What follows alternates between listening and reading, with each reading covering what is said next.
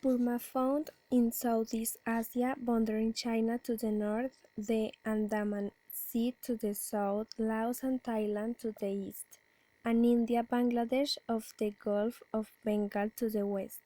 The Republic of the Union of Myanmar is primarily a horizon of transition. Its position in Monsoon Asia constitutes a point of intersection between two disparate geographical areas of South Asia.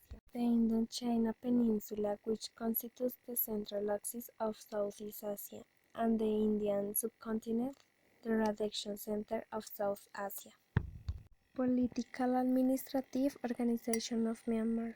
It is organized into 7 divisions and 7 states, based on the dominant ethnic groups. Among the customs of the country is not to touch adults of the head or to make physical expressions of affection in public.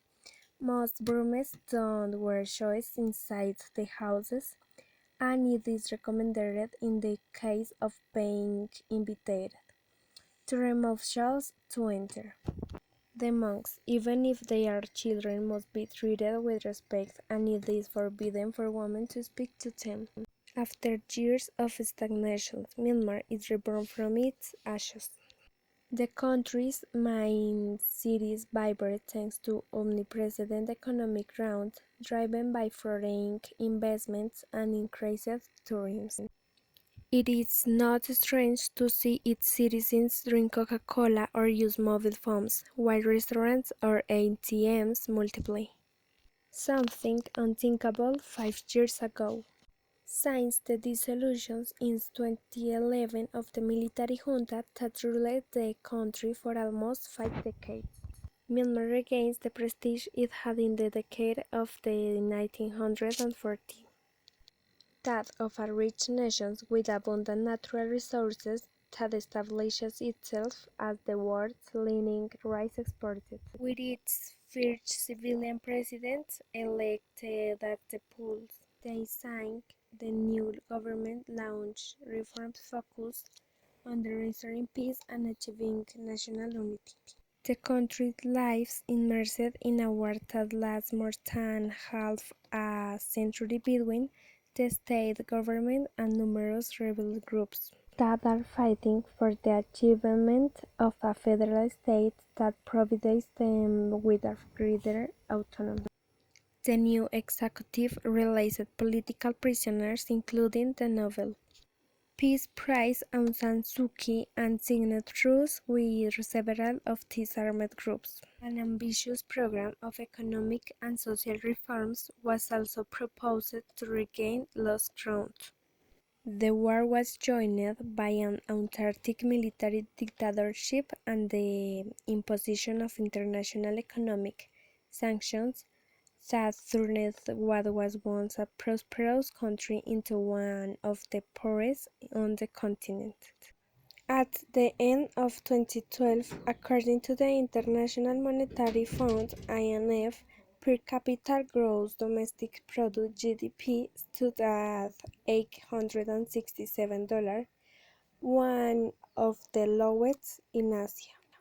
The reforms put in place are impressive and the results are promising, with a general improvement in economic and social indicators, says the Asian Development Bank (ADB) in its latest country diagnostic report, Myanmar Unlocking the Potential.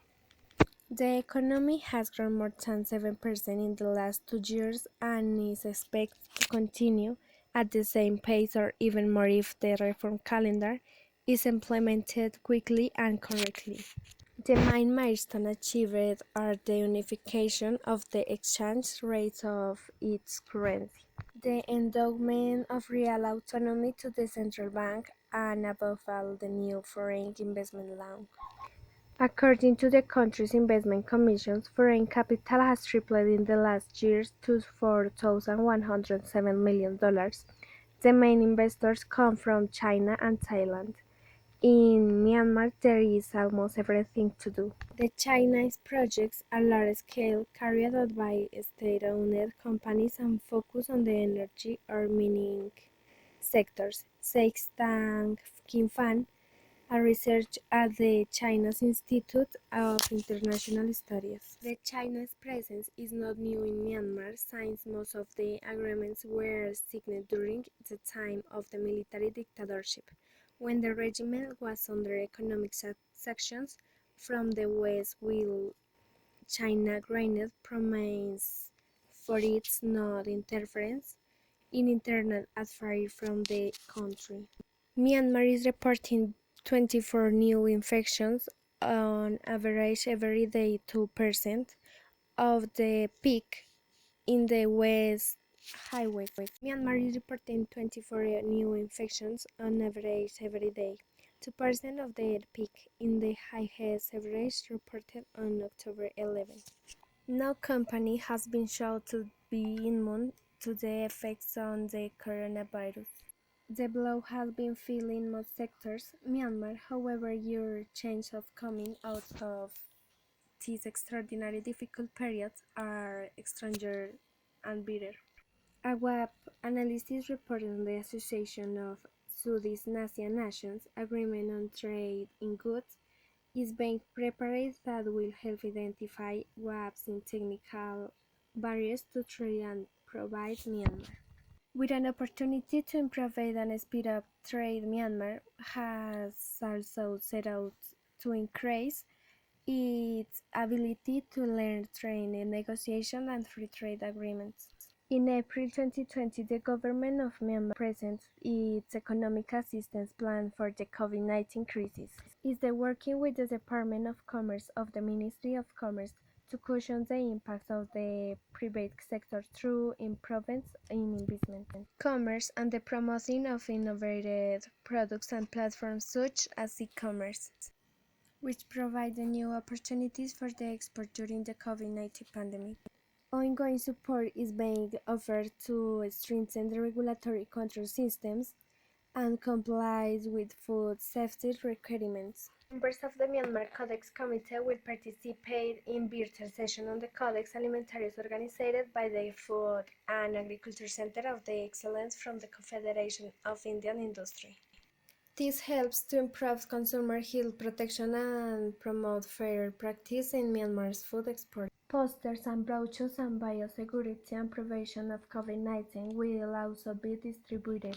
Virtual meetings have been organized with local advisors of seed and honey companies to raise awareness about the biosecurity requirements during the COVID-19 situation.